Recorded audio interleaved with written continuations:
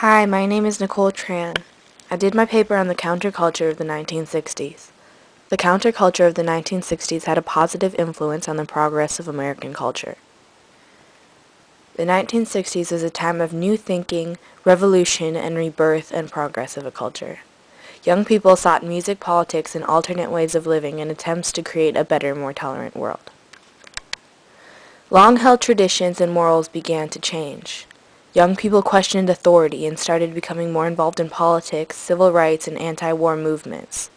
Sexual roles were challenged as women gained more rights. People broke away from traditional ways of living through appearance and lifestyle.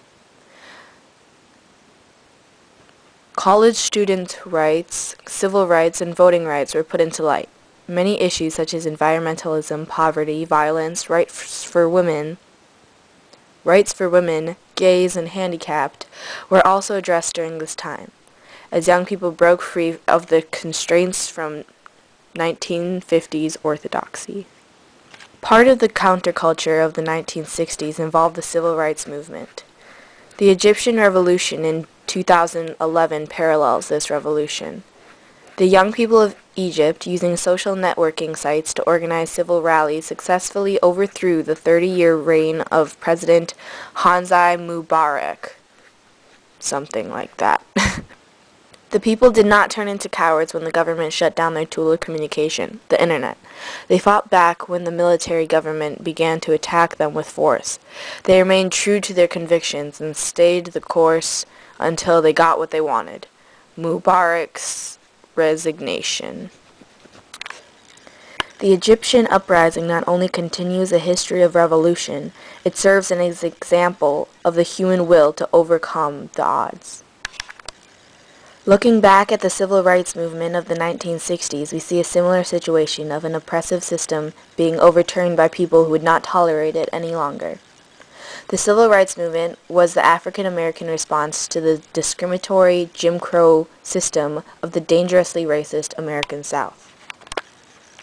The same fearlessness that allowed the civil rights leaders to organize against seemingly insurmountable force is the same energy that fueled the Egyptian people. An additional similarity between Egypt's revolt and the civil rights movement is the significant role played by young people.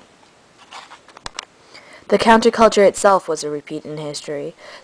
Civil rights were brought back into life, spawning from the American Civil War, fought from 1861 to 1865.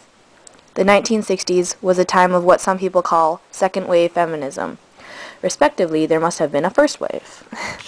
In the late 1990s, Russian counterculture became increasingly popular on the internet. Several websites appeared that posted user-created short stories dealing with sex, drugs, and violence. The following features were considered the most popular topics in such works: wide use of explicit language, deliberate misspelling, descriptions of drugs and consequences of abuse, negative portrayals of alcohol abuse, sex and violence, nothing is taboo. In general, violence is rarely advocated while all types of sex are considered good. Parody, media advertising, classic movies, pop culture, and children's books are considered fair game. Nonconformance, and politically incorrect topics, mostly racism, xenophobia, and homophobia. These are some examples of counterculture and revolution. History has a way of repeating itself, and as long as man continues to be individualistic, striving for power and dominance over others, it always will. Because subjugated people are usually a strong, resilient people who will rise up against their oppressor and Because subjugated people are often a strong, resilient people who will rise up against their oppressor and persevere in overcoming injustice.